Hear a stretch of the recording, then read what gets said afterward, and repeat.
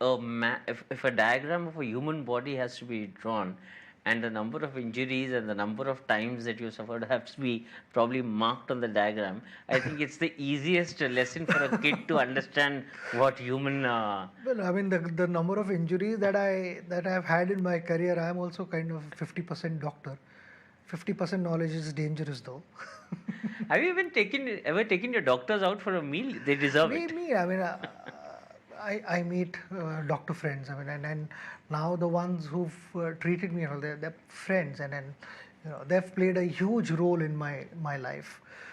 All of them, the doctors, the physios, masseurs, they've all played a big role in my life. If they weren't around, then things would have been different, because they've traveled with me. They have spent a lot of time on me. I mean, it could be whatever time of the night. If I've called because I'm stressed, they have kind of spoken to me, calmed me down, and said, "Don't worry, everything is on track." I'm an athlete. I want to get back in action as quickly as possible. And I used to get impatient. And there is no alternative to that. You have to be patient. You have to just allow your injury to heal. I mean, if it's going to take 6 weeks, you have to be patient for 6 weeks. I mean, I tried everything possible under the sun to cut that time short, to bring it down to 3 weeks. But sometimes it was not possible. There were occasions where I managed, and there were occasions where I pushed too much too soon, and there was a setback. Right. So experience teaches you plenty of things in life. It teaches you how to manage when things are not going well. And I had my tennis elbow surgery, and in 2009-10, I had tennis elbow and golfer's elbow on my right arm. So you would have noticed that there was a period where I used to have bands on both my arms. So that happened actually at the beginning of the season. I remember somewhere in 2003-04 or so, Rahul Dravid had tennis elbow, but that was towards the end of the season. And then Rahul told me that for 3 months he didn't pick up a cricket bat. And when he started playing again, his injury had healed. But in my case, it happened at the start of the season. Right. So I had to manage that, and eventually got operated on the left one. But the right one, because of my experience with the earlier injury, I knew how to manage this one. And I managed, and luckily there was no surgery required. How complicated is the sport becoming? Rules, and rules, like across formats. I mean, it's only becoming complicated because we continue to change rules. If we have a set of rules and we kind of stick to those rules, if they're working well, then it won't be that complicating. But to be fair, we also have 3 different formats. There are not many sports where you have different formats. I can't think of anything else. Very, very few, if at all. Tennis, you continue to play with the same set of rules, be it men or women. I mean, just the number of sets are reduced. Right. But the kind of rules that they play with, they're exactly the same set of rules. So cricket possibly might be the only one where there are 3 different formats, and the number of balls used, the number of overs you have to play with that particular ball. In Test cricket, it's minimum 80. Then ODIs now it's become 25, and T20. So number of fielders in the ring. Test, there is no restriction. So cricket is possibly the only sport which is slightly different to any other sport. To conclude this wonderful conversation, this is the year of the World Cup, so we cannot not talk about the format, which is the 50-over World Cup. There is World Cup happening every year. Oh yeah, there is a World Cup now every year. But again, a 50-over World Cup, which is happening this year. Yeah. There is something that, again, it's been on my mind, and the fact that it's a format that in general has been in discussion in terms of, what is the future of the 50-over format.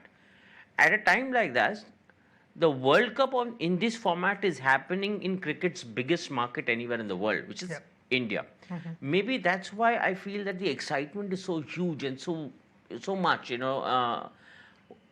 but post this World Cup, do you think that there is a need to sit down and try and understand 50 over cricket once again from a wholesome all round perspective and try and understand where this format needs to go into the future? And your thoughts on the World Cup also. I hope that happens uh, because to change the format, there are reasons for that, and then I had kind of thought of this long time ago, and I'd shared these ideas also earlier. I felt that a coin cannot decide the destiny of that game, because just because you've lost the toss, you cannot be bowling second when there are dewy conditions. Bowlers cannot grip the ball, and side batting second, unless they bat terribly, they will not lose. They have to just go and play normal cricket because the conditions are in their favor. Ball is not going to swing after maybe first 6-7 overs or 4-5 overs literally. Once the ball gets wet, it's not going to swing, neither will it turn. And with 5 fielders in the ring, there is hardly a bowler can do.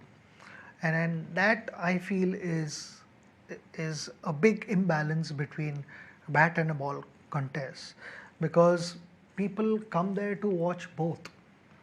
There should not be a day where there are 2 bowling machines at both ends and one side has to just outbat other batting side.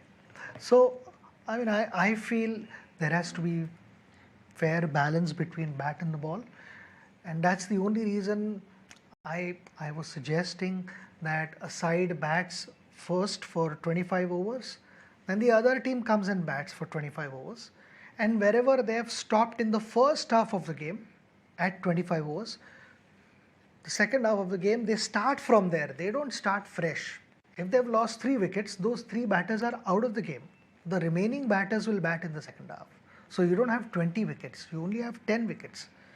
And it does a lot of things. It involves support staff, because otherwise what happens once the game has started, for 50 overs support staff cannot do, just keep sending few messages here and there, stand on boundary line and just tell the bowlers, oh, this is what I feel you should do. But you cannot bring the whole team together, have a brief meeting for 3-4 minutes and tell them strategy A hasn't worked, let's move to strategy B.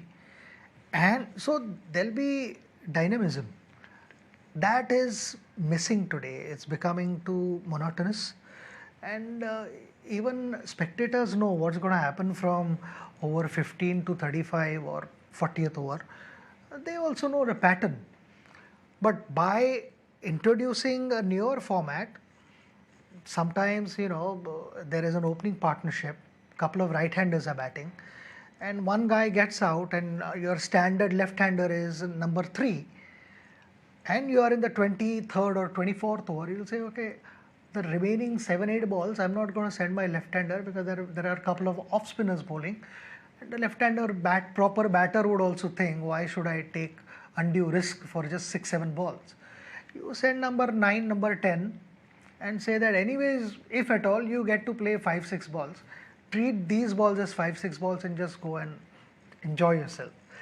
That also gives a different dimension to a cricket match. Spectators feel some action is going to happen.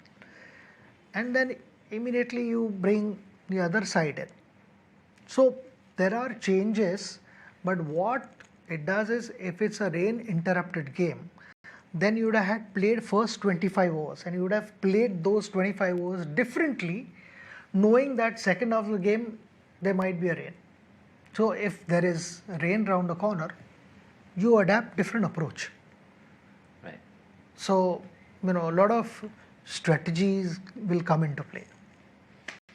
I think I have an idea already. I think the patrons of the game need to gather in Bandra once every couple of months to just listen to you ideate and speak what goes on inside that brilliant mind of yours. Thank you so much, Sachin, for taking the time out and doing this lovely interview with us. Absolute pleasure.